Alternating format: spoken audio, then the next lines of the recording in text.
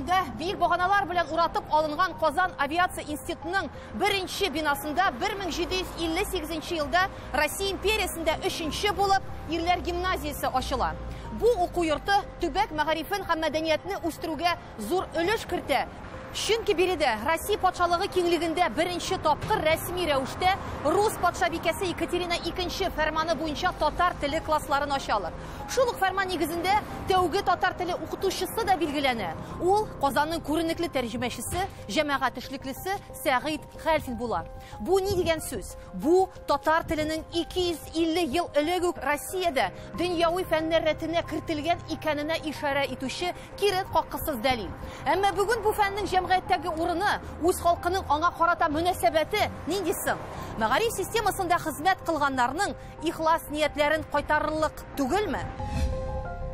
Минем кулымда 2 дәреслек. Икесенең дә тышына татар теле дип язылган. Әмма бу дәреслекләрнең эчтәлегендәге аермасы җир белән күк арасы кебек. Берсе татарларга татар телен туган тел буларак камил дәрәҗәдә белергә өйрәтүче дәреслек булса, икенчесендә татар телен дәүләт теле статусында, ягъни башка милләт балаларына чит тел кебек өйрәтү каралган. Ул балаларга гади сөйләү күнекмәләрен үстерергә, аралашырга, бераз сүз кырырга, ипилек тозлык татарча сукаларга өйрәнергә ярдәм итә. Татарстанда яшәгәч, татар телен сайлаган башка милләт баласына бу дәреслек файдалымы? Бик тә файдалы, сүз юк. Хикмәт башкада. Акны карадан ничек айырырга? Бүгенге татарлар нинди дәреслек сайлыйсың? Әйе, бу сорау бик сәер булып тоелса да, аның урынлы икәненә төшенерсез әле. Һәм менә әгәр дә беренче сыйныф дәреслеген ачсак, сез ничек уйлыйсыз, баланы татар теленә өйрәтер өчен нинди темадан һәм нинди сүзләрдән башларга кирәк?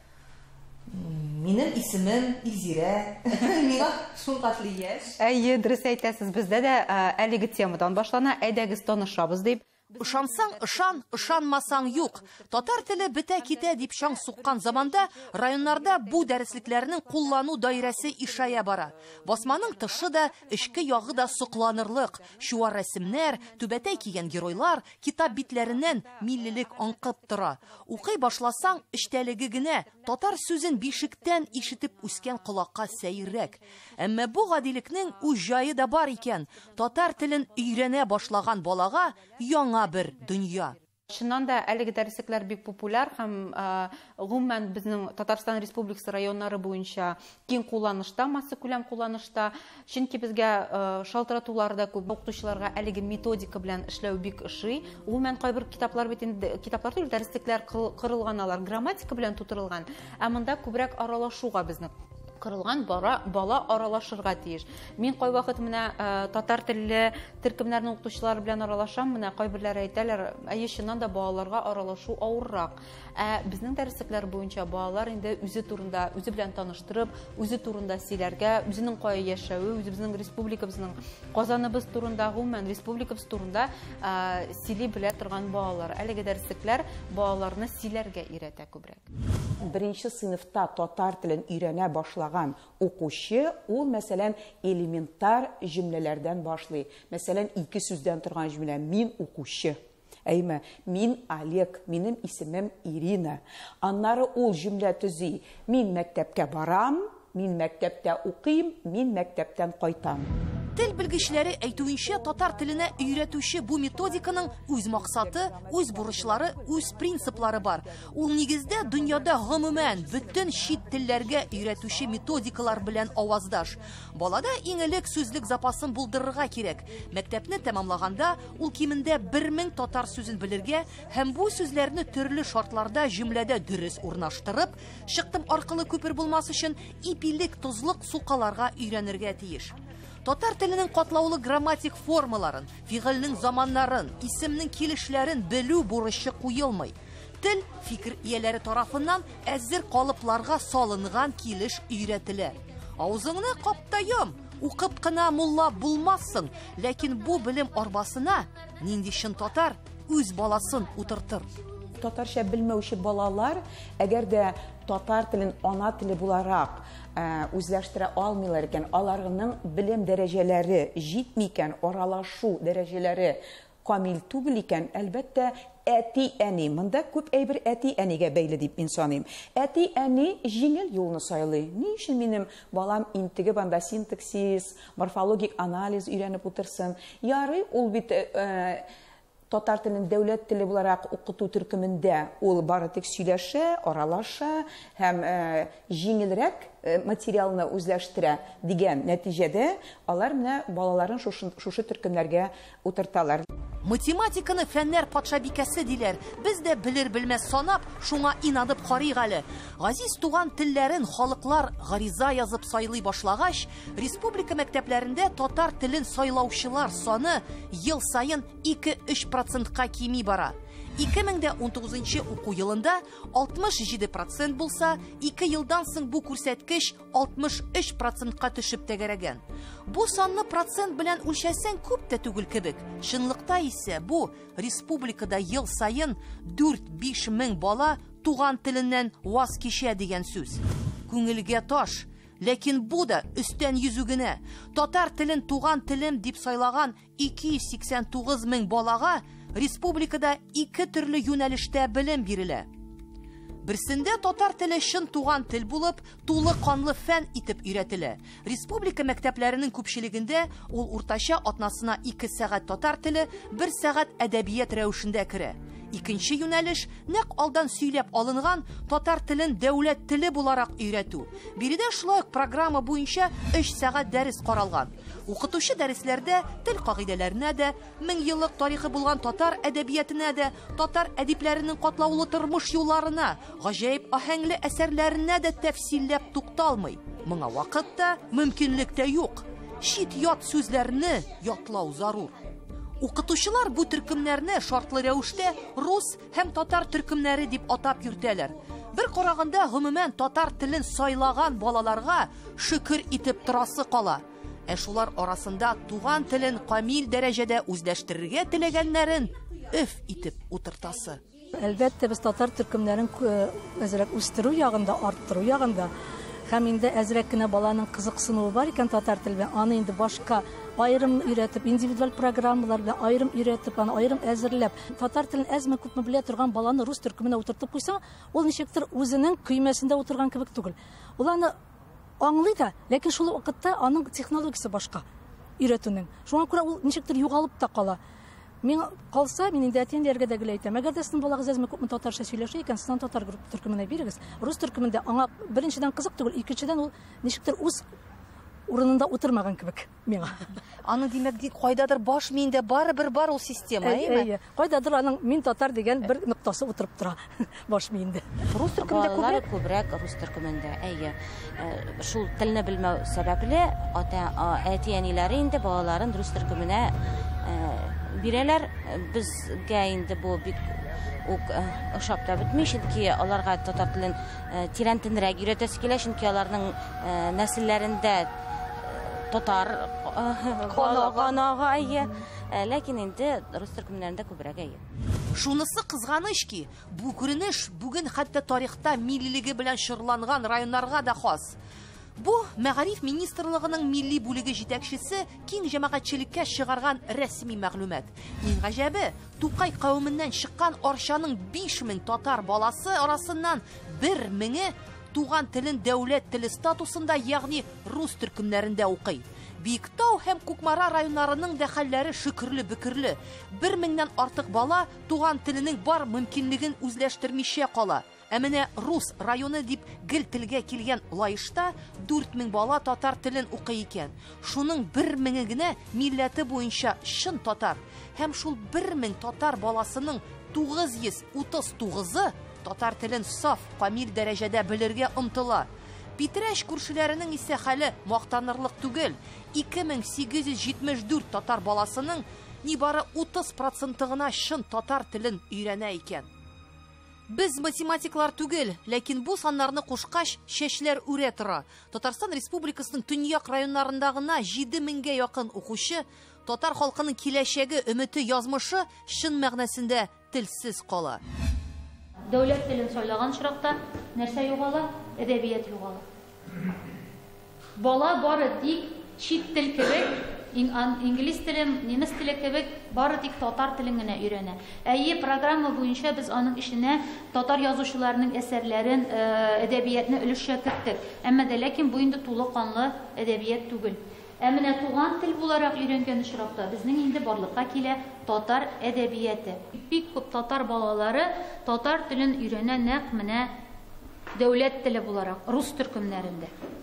Әдәбиятсыз өйрәнә. Татар телен дәүләт теле буларак өйрәнү бик уңайлы, бик җайлы, бик җиңел, чөнки монда инде тирәнтен керәсе юк.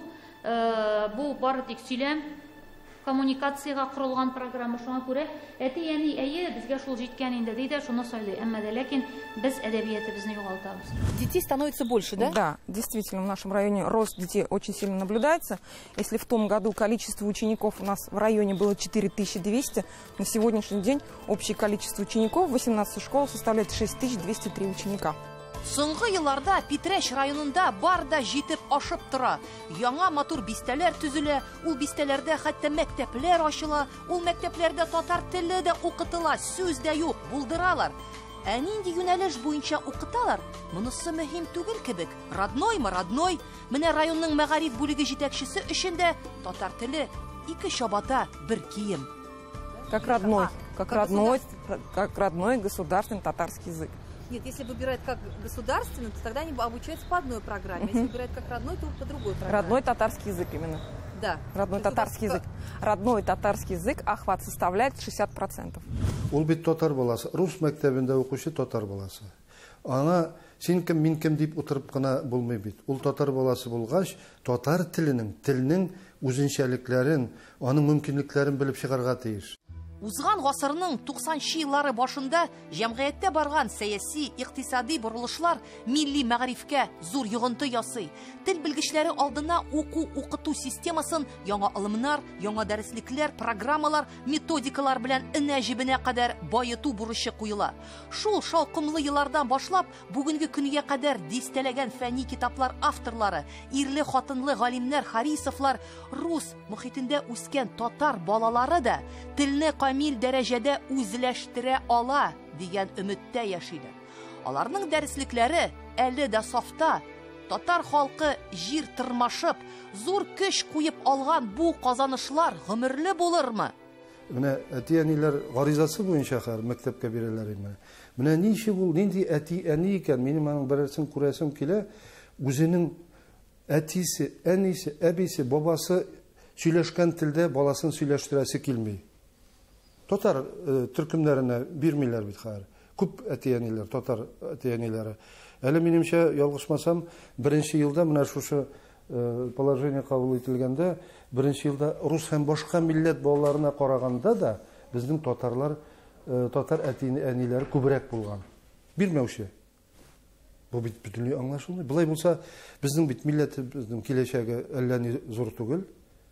Югалачакбыз. Шундый күп сонлы милләт булсак та, Россиядә икенче урында булсак та, ул әгәр менә кулланылышта булмаса, сөйләшмәсәк, аралашмасак, ул барыбер әнә теге үлүчеләр ягына бурылырга мөмкин.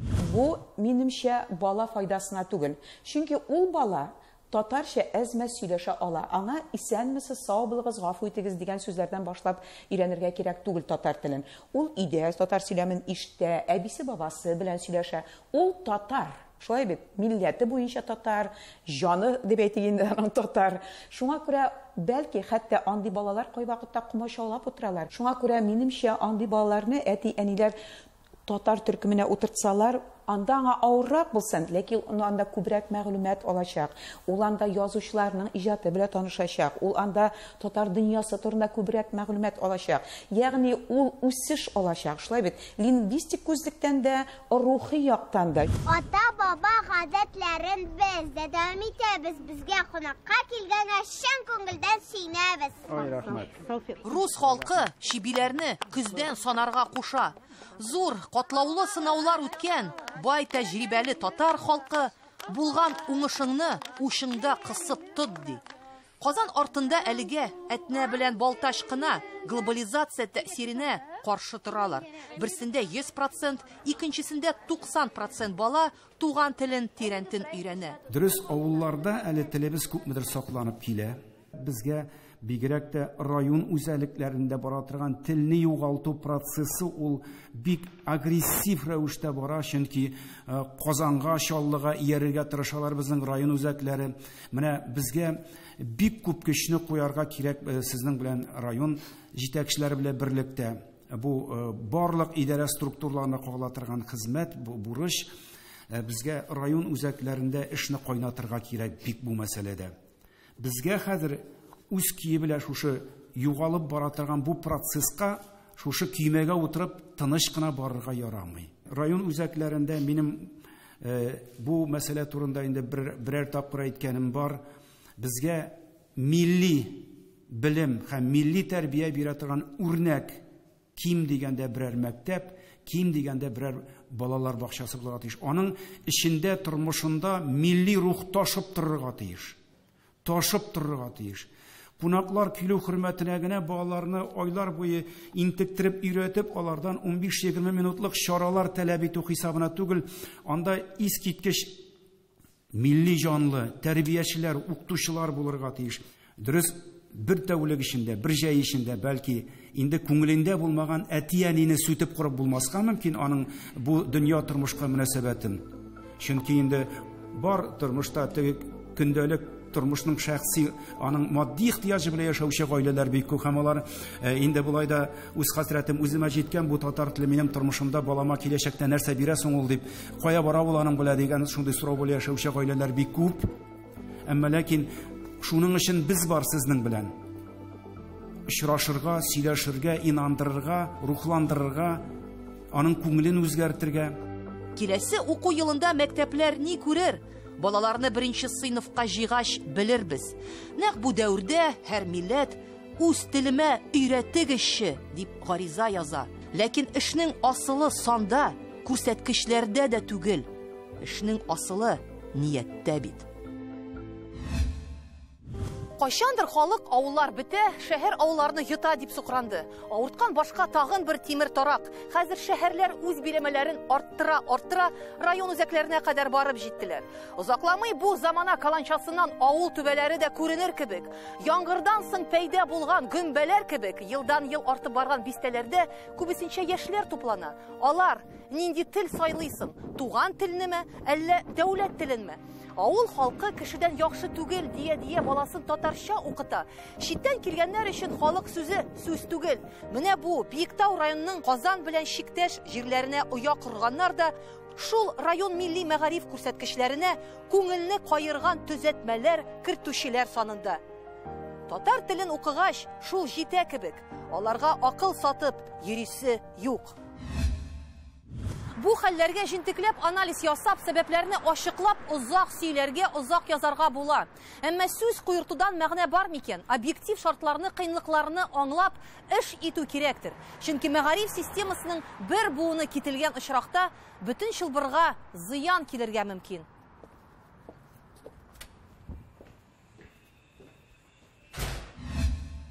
Бүгенге тапшыруыбызның кунагы мәгариф һәм фән министры Илсур Хәдиуллин. Илсур әфәнде, исәнмесез? Исәнмесез.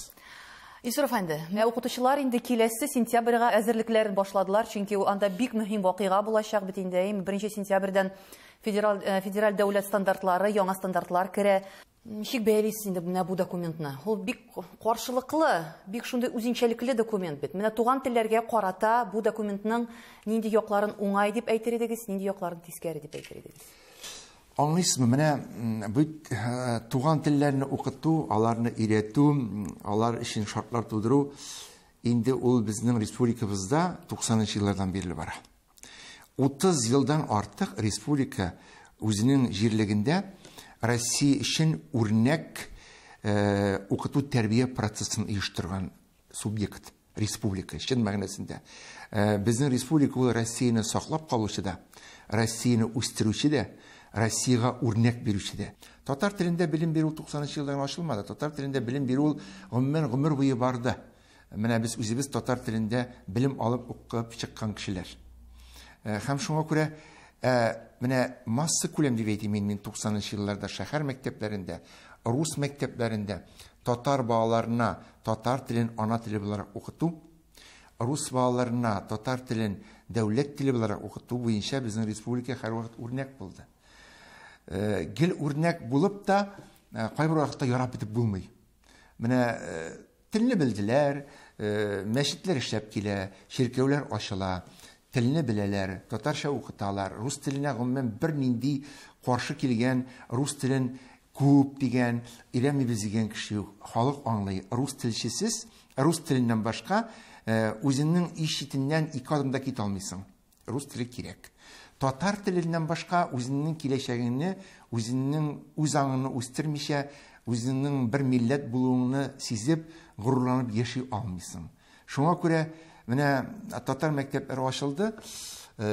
Алар эшләп килделәр. Менә 17нче елны белгәнегезчә инде шушы вазгыять үзгәреп, аның саны кыскарды. Россия күләмендә 18нче елның августында закон кабул ителде.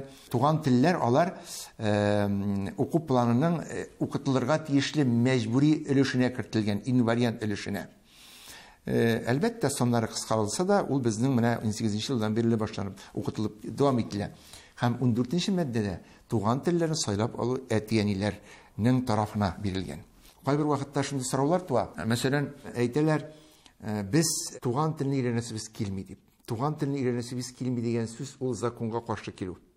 Законда язылган 11нче маддәдә туган телне өйрәнәсегез киләме, килмиме дигән сүз соралмый. Туган теленең кайсысын сайлап аласыз дигән сүз сорала әтияниләрдән. Аларга шундый хукук бирелгән, чөнки беребез дигән министрманда, министрның урынбасарларымы, хөкүмәт җитәкчеләреме, яисә әтияниме ул бөтенебездә без бер хукукта, бер тигез. Без барыбыз да бер тигез. Чөнки без законны үтәргә тиешбез. Закон кысасында яшәүче кешеләрбез. Без бит сорамыйбыз әтияниләрдән математиканы укырга телисезме дип. Ул тоже шулай ук инвариант өлешкә кергән. Шуңа күрә монда да без алардан сорарга тиеш түгел. Сез бу фәнне укырга телисезме, теләмисезме дип.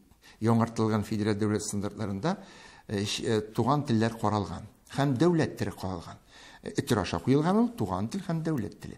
Мәсәлән, мин татар баласы, ул миңа татар теле туган тел буларак өйрәнергә тиеш мин аны. Рус буларак, мин рус кешесе булып сайлап алыйм икән, ул миңа дәүләт теле буларак өйрәнелә. Менә безнең Татарстан Республикасы президент тарафыннан төзелгән комиссия, татар телен үстерү комиссиясе, Марат Готович, безнең мәктәпләргә һәм бакчаларга 300-дән артык интернет такта куйды. Портретлар белән тәэмин ителде. Аннан соң укытучылар һәм тәрбиячеләр өчен грантлар тәкъдим ителде һәм алар менә безнең былтыр 100 укытучы татар телендә укыткан, татар телен түгел, мәктәпләрдә татар телендә укыткан, фәннәрне укыткан өчен 100 укытучы 50 мең грантка ия булды. Быел ул эш безнең бакчаларда башланып китә. Монда безнең әлбәттә Чуаш, Мари, Мартва, Удмурт телле бакчаларга без игътибарны бирәчәкбез, чөнки алар безнеке. Без барлык телләрне дә тиешле дәрәҗәдә тигез матур итеп үстерү өчен эшне алып барабыз. Проблемаларны хәл итү өчен күңел бишегендә татар дигән моң уйнап торырга тиешгел. Кеше битараф булмаска тиеш. Бер кеше дә эшләми синең өчен. Бер кем дә эшләми, кеше битараф булырга тиеш түгел. Мәктәптә укытсыннар, бакчада укытсыннар, өйдә дәвам итәргә кирәк. Әгәр дә өйдә дәвам итмәсәң, шулай ук бит ул синең баланың белеме бүленеп, кисереп кала дигән сүз тигендә өйрәнергә тырыша, әйдә русчага күчәләр. Бу бик зур проблема татар халкы өчен, катнаш гаиләләр өчен дә. Барыбер ничек кенә булмасын, теге телне белмәгән татарлар да күңелләре татар икән, әйткәнемчә, моң җырлап уйнап тора икән, алар балаларын татарча өйрәтергә һәм аны шушы шартларда яшәргә әзерләргә тиеш икәнлеген белеп, шуңа омтылып торалар. Ул безне сөендерә. Киендерүчеләр дә җитәрлек әлбәттә. Бик зур рәхмәт сезгә, Исраф әфәнде, шунда эчтәлекле әңгәмә өчен. Бүген безнең тапшыруыбызның кунагы Мәгариф һәм фән министры Илсур Хәдиуллин иде. Сау булыгыз, рәхмәт. Рәхмәт, сау булыгыз. Бер михнәтнең бер рәхәте булырга тиеш икәненә Халкыбыз тарихта инде күптәннән инанды. Бу атнада безнең милләтебезгә кагылышлы зур тарихи вакыйга булып узды. Бүтән дөньяга таралган милләттәшләребезнең гасырлардан килгән хыял омтылышлары тормышка ашты дисәк тә ялгышмабыз. Ниһаять, Рязань өлкәсенең Касыйм шәһәрендә Казан ханлыгының соңгы ханбикәсе Сөембикәгә һәйкәл куелды.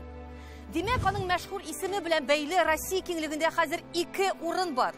Шуларның берсе Казандагы Сөембикә манарасы, икенчесе ханбикәнең җирләнгән урынындагы һәйкәл. Сөембикә ул татарның дәһшәтле тарихында үз изен калдырган шәхес кенә түгел. Ул татар халкының кичерешләрен, халәтен, күңел газабын чагылдыручы символ да. Шуны дөресе белән инде хәзер безгә бу мирасны сакларга һәм киләчәк буынга тапшырырга кирәк булачак.